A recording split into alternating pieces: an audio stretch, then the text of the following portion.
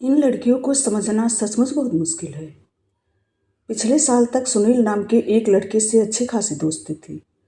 दोनों ने table tennis में कॉलेज को कई बार रिप्रेजेंट किया था। फिर एकाएक उसका आना जाना बंद हो गया। मैंने पिंकी से पूछा तो बोली, जनाब खेल खेल में लाइफ पार्टनर बनने के सपने देखने लगे थे। हाउ रवीश। एक लड़का था रजत, 2-3 नाटकों में दोनों ने साथ काम किया था। लड़का सुंदर था, संपन्न भी। मुझे तो सुशील भी लगता था। पर पिंकी बोली, मम्मी उसे ऑफ स्टेज देखोगी ना तो तुम्हें मतली आ जाएगी। फिर उसके साथ काम क्यों करती हो? Because he is a fine actor.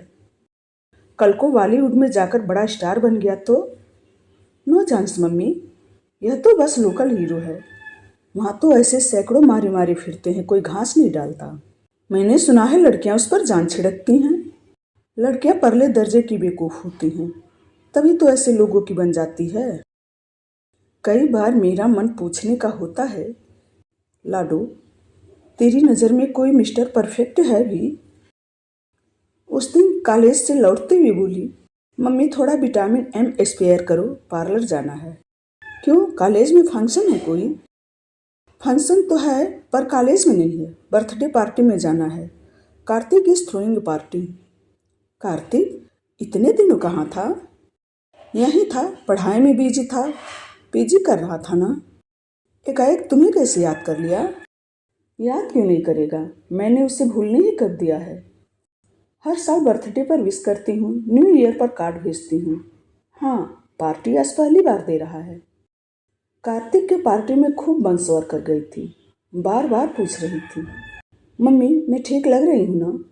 Makeup बहुत गाढ़े तो नहीं है, साड़ी बहुत जाजी तो नहीं है? वह सचमुच बहुत प्यारी लग रही थी। बाल भी ढंग से संवारे थे, कपड़े भी ढंग से पहने थे। ऐसा नहीं कि हमेशा की तरह कुछ भी ऊट पटांग पहन लिया और चल दिए। उसकी सज्जा से ही पता लग रहा था कि वह किसी को इम्प्रेस करने के लिए बेताब है। यह जानकर अच्छा भी लगा। कार्तिक सचमुच बहुत अच्छा लड़का था। बहुत अरसे पहले वे लोग हमारे पड़ोसी थे। उनकी बहन कीर्ति पिंकी की क्लास में थी। माता पिता दोनों डॉक्टर थे। अक्सर बिजी रहती थी। पिंकी का अधिकांश समय हमारे यहाँ ही गुजरता था। फिर मोहल्ले बदल गए, पर एक ही क्लास में होने के कारण कीर्ति और पिंकी की दोस्ती बनी रही। हायर सेकेंडरी के बाद से वह भी भाई की तरह मेडिकल में चली गई। आना जाना कम क्या, एक तरह से बंद ही हो गया। यह तो आज पता चला कि पिंकी उन लोगों के, खासकर कार्तिक के बराबर संपर्क में है। अच्छा लगा। जाते समय मैंने उसे ढेर सारी हिदायतें दी। जल्दी लौटना, ऑटो में अकेले मत आना, किसी भरोसेमंद आदमी की कार में ही बैठना। उसे अच्छा तो नहीं लग रहा था, पर चुपचाप सुनती रही। आखिर उसके पापा को ही दया आ गई। झल्लाकर बोले, बस भी करो अब, लड़की अब बच्ची नहीं रही, खासी बड़ी हो गई है, इस बात को तुम कब समझोगी? बच्ची नहीं रही, बड़ी हो गई है, इसीलिए तो इतनी फिक्र हो रही है। पर ये बातें पुरुषों के दिमाग में कभी नहीं आती। फिक्र करने का जिम्मा जैसे माँ ने ही उठाया हुआ है। रात को वह लौटी तो काफ़ी थकी थकी सी लग रही थी। मुझे आश्चर्य नहीं हुआ। जानती हूँ, आजकल की पार्टियों में सिर्फ खाना पीना थोड़ा ही होता है। डांस के नाम पर अच्छी खासी हुड़दंग लीला होती है, शोर इतना कि कानों के पर्दे फट जाए। कैसी रही पार्टी? मैंने पूछा। ठीक ही थी, उसने बेरुखी से कहा और सोने चली गई। अब मुझे ताज्जुब हुआ। और कोई दिन होता तो मुझे पूछने की ज़रूरत नहीं पड़ती, वह आते ही शुरू हो जाती।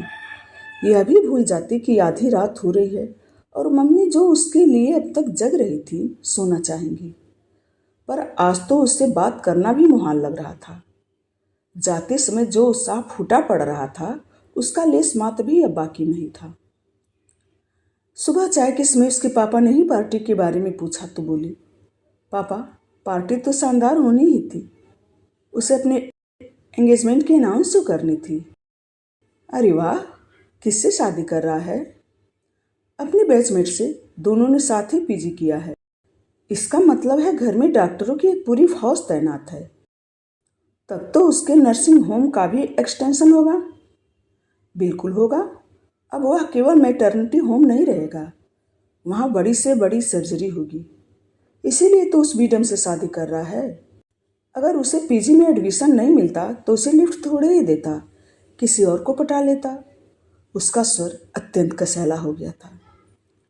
अंकल आंटी भी तो उसकी डिग्री पर ही रीझे हैं, नहीं तो कार्तिक के सामने वह कुछ भी नहीं है। It is a business deal all in all. और फिर उसका स्वर एकदम तरल हुआ आया। पापा, आजकल लोग नाप तोल कर ही प्यार करने लगे हैं ना। उसके स्वर का गीलापन मुझे भीतर तक भिगो गया। मन हुआ उसे गले से लगाकर सांत्वना दूं, कहूं कि लाडो, इसमें कार्तिक का क्या दोष है। अपना नफा नुकसान देखना तो जमाने का चलन है। तुम भी तो इस इल्जाम से बरी नहीं हो। वैसे भी टूटकर प्रेम करने वालों की पीढ़ी अब रही कहाँ। वे लोग तो कब के इतिहास बन गए। आशा है आपको यह कहानी पसंद आई होगी। प्लीज़ आप मेरे चैनल को लाइक करें, सब्सक्राइब करें। धन्यवाद।